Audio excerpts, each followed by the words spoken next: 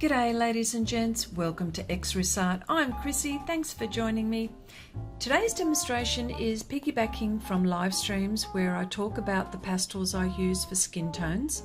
I have a few videos on my channel and thought to share again. If this is the first time you've visited and would like to view more of my videos, please consider clicking on the like button and subscribing.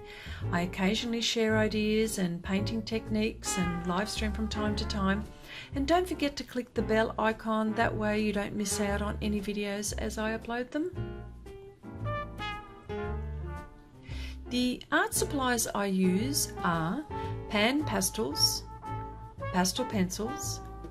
The surface I'm using is Pastelmat, a selection of Sofft Tools by PanPastel, makeup and synthetic brushes, which I use mostly, Glassine Paper, paper towel, handheld sharpener, and a kneaded eraser. This video is a part of a live stream which I have shortened and try to show how I mix PanPastels to make other colours, which is a unique feature of this medium. This is the third and final part of a live stream, and here I'm painting a study on olive skin complexion tones. So what you see here is another piece of paper where I mix my PanPastels to make other colours, which I think is a fantastic tool, which is invaluable to me now and I use all the time. And it's a technique which I have discovered just from practicing and trying new and more efficient ways to paint. So in this study, the only thing I'm concentrating here are the tones and what colours I'm using to paint this olive complexion. And if you also notice here, I'm actually not so bothered about the powdery effect that's actually coming from the pans. This is an advantage for me because it helps me mix the pans and the colours. My major group here is the burnt sienna group with an addition of various other colours like red Iron Oxide, yellow Ochre tint, orange extra dark, Hansa yellow extra dark, and a few more of which I'll list in the description box below. So to sum up this study, I found it all boils down to experimenting. Practice, and I think even more practice, and I know I've said it before but I truly mean it.